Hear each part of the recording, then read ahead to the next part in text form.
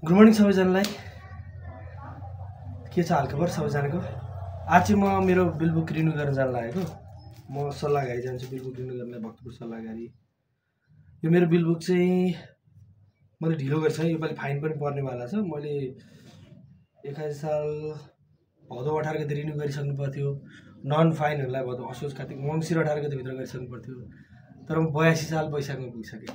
अब हेरौँ आज म तपाईँहरूलाई त्यहाँ कसरी भक्तपुरमा सल्लाहगारीमा चाहिँ कसरी बिल बुक रिन्यू हुने प्रोसेसर हुन्छ त्यो पनि बताउँछु। प्लस मैले अब 3 महिना भनेपछि मङ्सिर पुस माघ फागुन चैत वैशाख अलमोस्ट 5-6 मन्थ चाहिँ मेरो फाइन पनि पर्छ। फाइन कति पर्ने रहेछ 6 महिना अलमोस्ट 6 मन्थ डिले गर्दाखेरि त्यो पनि सबै साथीहरूलाई भनिदिन्छु है त। ल see you on the ride बाइकमा।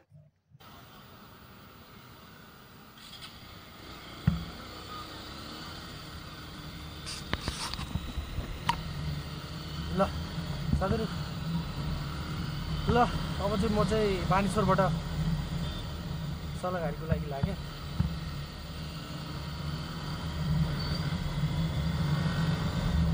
बानेश्वर चाहिँ अहिले हरियाली भएको छ क्या, जे भयो पनि।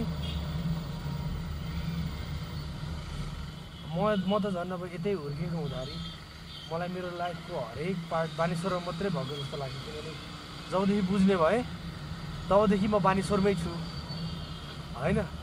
अनि बानेश्वरको त विकास देख्दाखेरि होइन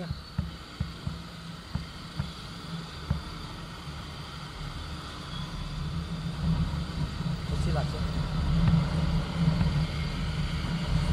अब यहाँबाट भक्तपुर हो, त्यो म्याक्सिमम् मलाई 15 किलोमिटर होला।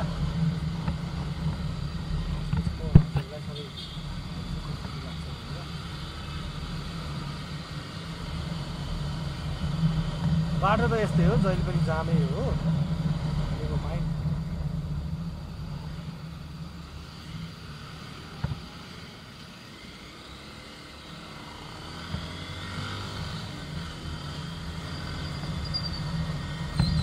बानेश्वरको जाम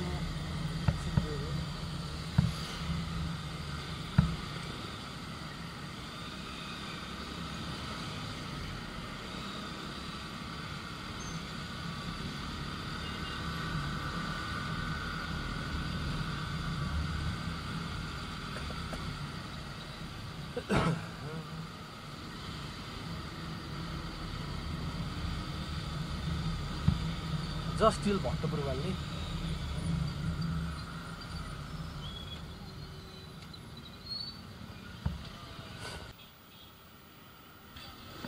ल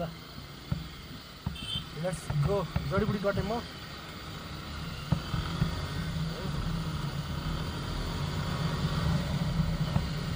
अब यहाँ त फेरि राइट सेट गरौँ। अब यो नचाहँदै पनि यो जडीबुटी कटिसकेपछि चाहिँ 50 को लिमिट राखिदिनु भएको छ सरहरूले। 50 त नबटाएर पनि कुद्छ जस्तो लाग्छ। मैले बटारेकै छैन। अब अहिले 40 छ, अब बटार अलिकति थोरै सुसुका पानीको 50 पर्छ। लौ न योको लिमिट अलिक बढाइदिनु पर्छ सरकार। 70 त बनाउनु पर्छ जस्तो लाग्छ। यहाँको लिमिट चाहिँ 70 हुँदा चाहिँ सम्म चाहिँ जुन वाइड तरिकाको यो बाटो छ 70।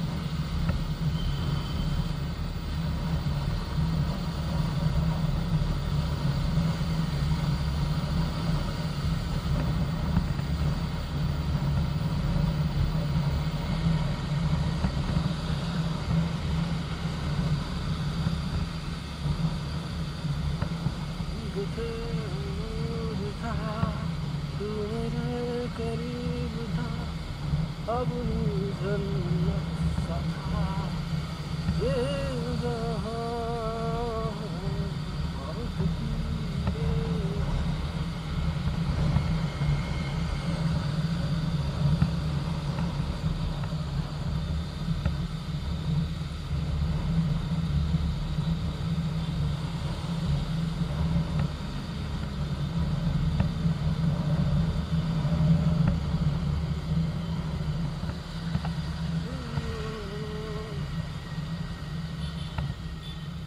गइहालौँ कटिहालौँ।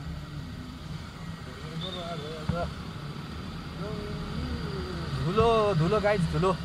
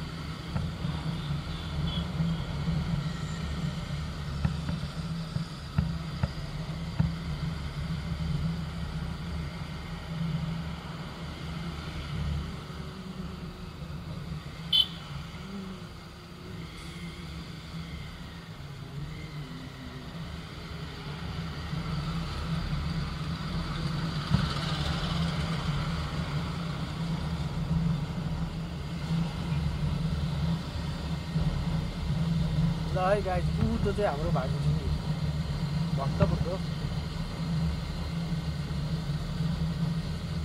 हाम्रो भाइको गाइस म चाहिँ आइसकेँ यातायात विभाग यो चाहिँ यहाँ चाहिँ पुरै मान्छेहरू लाइन बसिरहेको छ यो चाहिँ एक्चुअली टोकनको लागि लाइन बस्यो टोकन चाहिँ उयो भित्र काउन्टरबाट दिनुहुन्छ ठ्याक्कै सल्लाहगारी भक्तपुरमा है हुँदैछ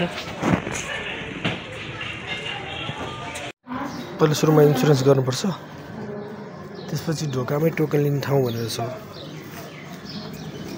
ढोकामा टोकन लिने ठाउँमा गएर टोकन लिने त्यस पछाडि टोकन अनुसार नम्बर अनुसार फलो गर्ने भित्र चाहिँ टोकन नम्बर भनेर बोलाउँछ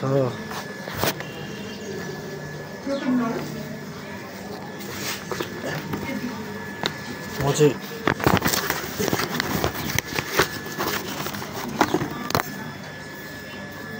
टोकन नम्बर 20 मा छु यताबाट माइकिङ गरेर टोकन नम्बर बोलाइन्छ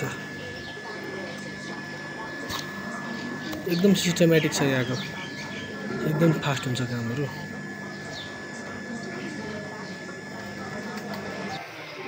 गाइस म छिरेको 20 मिनेट भयो 20 मिनट छिरेको भने म यहाँ आइपुग्नु 20 मिनट इन्सुरेन्स गरेर सबै गर्दाखेरि 10 बजेर 20 मिनटसम्म काम सिकिसक्यो अनि कति छिटो काम भयो यार अनि फाइनको जुन मैले कुरा गरेको थिएँ फाइन चाहिँ यस्तो हुँदो रहेछ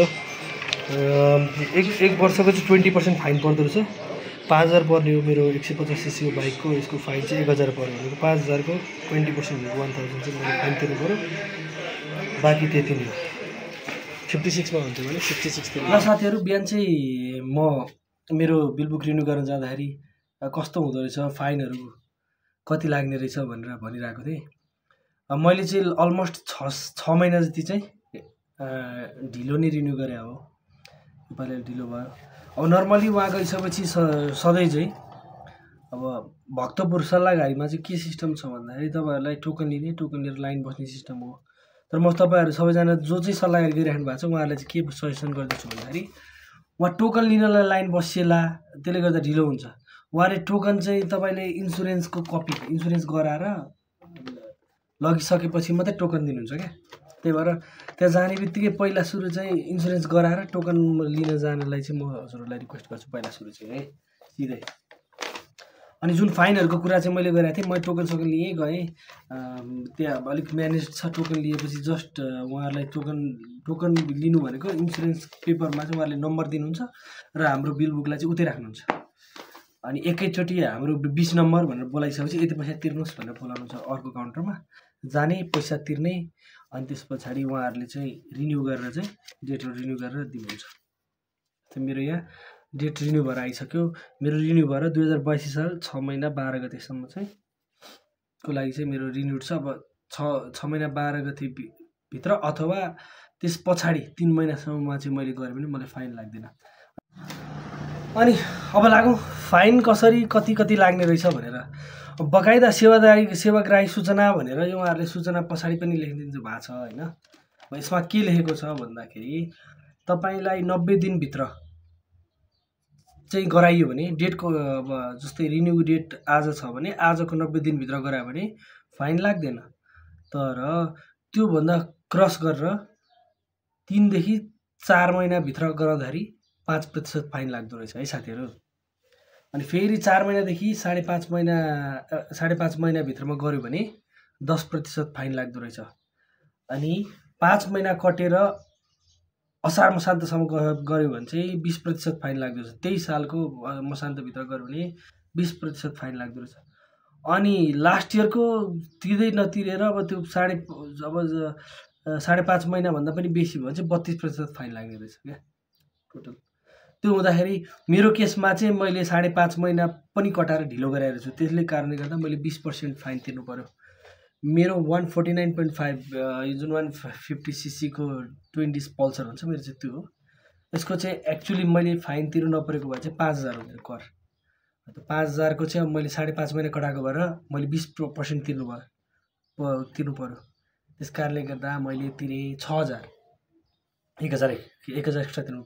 5000 को 20% भनेको 1000 एक्स्ट्रा तिर्नु पर्यो 6000 प्लस जुन रिन्यू चार्ज भनेर यो 300 रुपियाँ लिन्छ क्या नवीकरण बिल बुक नवीकरण भनेर। हामीले त अब नवीकरण भनेर अर्को छुट्टै 300 लिन्छ, त्यसको चाहिँ डबल 300 को 600 लाग्दो रहेछ। सो टोटल मैले चाहिँ 1600 रुपियाँ चाहिँ फाइन तिर्नु पर्यो है। त्यही भएर अब हाम्रो बिल बुक हो अब नेपालको रुल अनुसार टाइममै तिर्नु परिहाल्यो। सकेसम्म चाहिँ हजुरहरूले पनि बिल बुक रिन्यू गर्दाखेरि चाहिँ 3 महिनाभन्दा बेसी चाहिँ नलाउनु होला, नत्र फाइन परिन्छ है। ल साथीहरू धेरै धेरै धन्यवाद। मलाई यही तपाईँहरूलाई फाइनको विषयमा कस्तो लाग्दो रहेछ अनि कसरी हुँदो रहेछ भनेर भन्नु थियो। मैले हजुरलाई बताइहालेँ। म फोटो पनि राखिदिन्छु कस्तो सिस्टम हुँदो रहेछ भनेर हजुरहरूले हेर्नु होला है त। Okay by by.